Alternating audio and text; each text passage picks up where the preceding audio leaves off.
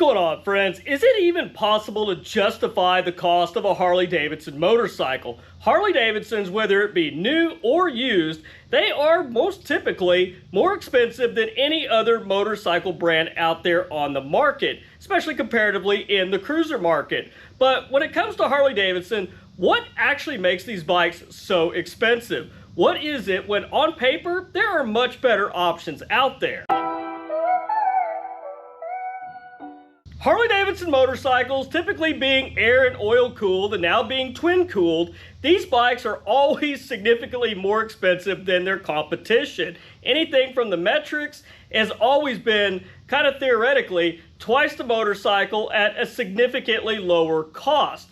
Well, Harley-Davidson, these bikes having just about a fraction of the technology that's in some of their competitors' motorcycles, they still manage to sell for more money than any of their other competitors out there, whether it be new or used. Why would you go out and buy a Harley-Davidson that is basically antique technology when there is something that's more modern out there with overhead cams and liquid cooling that's going to run circles around the Harley-Davidson?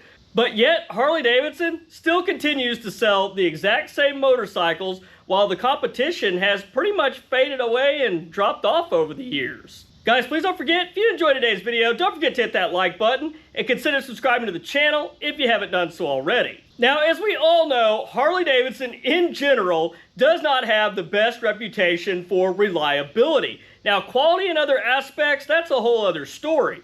But the main thing with Harley-Davidson is that they hold their value. At least that is the theory out there. And a lot of that really came from the Evo years when Harley-Davidsons got highly desirable and much, much more reliable. In fact, they were almost stone cold reliable when the Evo came around. Now, the thing with the Harley-Davidson though, Harley-Davidson had a good plan, was the fact that they got them hyped up, they were reliable, they were hot selling machines, and Harley-Davidson really kind of piecemealed them out there and kept the factory behind to basically drive up the price with the high demand and the low supply. Now, back then, even a used Harley-Davidson would sell for a ridiculous amount of money. And even that is true today. We already know the new ones are just stupidly overpriced. I'm not even going to go into that. You guys can look up the MSRP on the new bikes, and that's pretty damn ridiculous. But when you have 10-year-old Harley-Davidson touring bikes that were $20,000, $22,000 when they were brand new, and now the previous owners put exhaust on them, tuner, air cleaner, they've done a lot of accessorizing to these motorcycles, and the bikes are still up under about 20,000 miles. They're selling for $16,000, $17,000, $18,000. Now, that does seem high, but typically with Harley-Davidson, that is what those motorcycles have sold for used comparatively, depending on what year it was and how old the machine was. They've always been within $5,000 or $6,000 of what they sold for brand new. Now, comparative to the new models, you're saving about $10,000 or $15,000, especially today on those motorcycles. Now, the metric manufacturers have pretty much dropped off in the cruiser market and in the large touring market. There's still a few of them out there. But typically when it came to the metric motorcycles, you might spend upwards of $17,000, $18,000 brand new on one of those bikes compared to a Harley-Davidson in the same class that was well over $20,000. But the big difference is these metric motorcycles, when you got some miles on those things, they really had no resale value to them whatsoever. Basically, you were selling them for half of what you paid for them, especially if they had quite a bit of miles on them.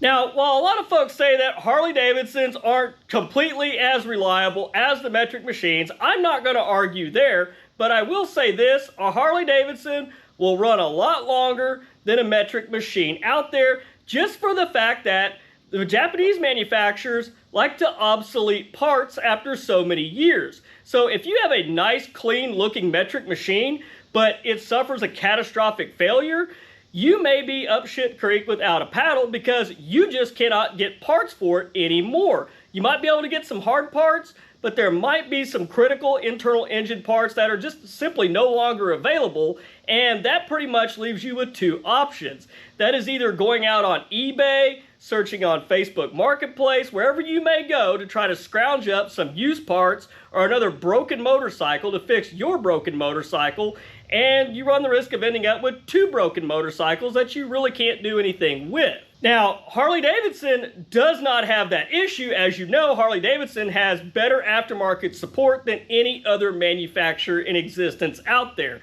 Fight me on that one. But Harley-Davidson will run a lot longer than any other manufacturer, just simply for the fact that you can pretty much infinitely rebuild the machine. When it comes to a Harley-Davidson, I don't care what year it is, you can still get brand new reproduction shovel head parts. You can get Evo parts. However far back you want to go with Harley-Davidson, there is a reproduction part out there available. I guarantee it. You'll be able to find something. There's somebody out there somewhere that is making a reproduction part for those motorcycles.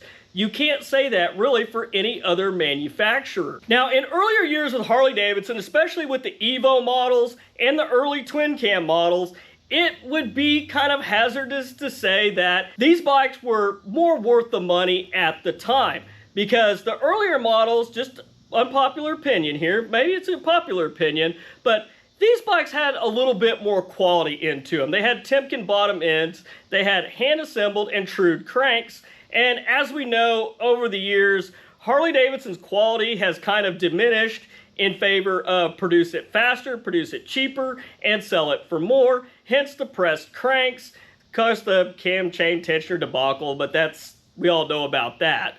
But the issue is that the prices kept going up on the bikes while they've slowly pulled back the quality within the engines, in my opinion. Are the engines good enough to last you 70, 80,000 miles, maybe even 100 if they're taken care of? Absolutely, they'll do it. But when you come to that point, unlike other manufacturers, you can actually get the parts and the knowledge is out there. And there is a shop on every corner that'll work on a Harley-Davidson. Any independent motorcycle shop, I guarantee you their main motorcycle that they will work on is Harley-Davidson. That is about 90% of them. One other argument for Harley-Davidson being so expensive is just the quality of their fit and finish.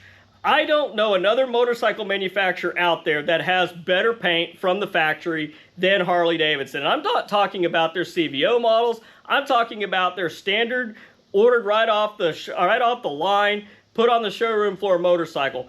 Now, I'm not knocking the metric motorcycles. They do look clean. They do look nice. I know the paint's subjective, but I feel like the Harley-Davidson has always had a little deeper, richer color in the paint. And the Harleys just always look more finished out, especially on your hand controls, your master cylinders, your levers, your perches, all that stuff. Black powder coat, or even chrome back in the day. Whereas the other manufacturers, they use that really dull silver, and it just kind of really leaves the bike looking a little bit unfinished. The lines of a Harley-Davidson have always been a lot sleeker and a lot more appealing than any other manufacturer out there. Now, like I say, I'm not knocking anybody's ride out there if you happen to ride a metric motorcycle, but there's just something about a Harley-Davidson and the way they look that they just absolutely have that perfected. And other manufacturers have tried to copy it. They've come about as close as they can without getting sued, but at the end of the day, it still just isn't quite Harley-Davidson. But guys, I want your opinion. Let me know down in the comments why you think Harley-Davidson commands more money, even though they would technically have less technology and they are far less modern than a lot of the other motorcycles out there. What's your opinion on what makes a Harley-Davidson so expensive? But anyhow, guys, that's all I've got for you this week. If you guys enjoyed the video, please don't forget to hit that like button and consider subscribing to the channel if you haven't done so already. But until next week, guys, you stay safe on the streets, ride smart, dodge those cars. I'll catch you guys back here next week with a brand new video. Thanks for watching.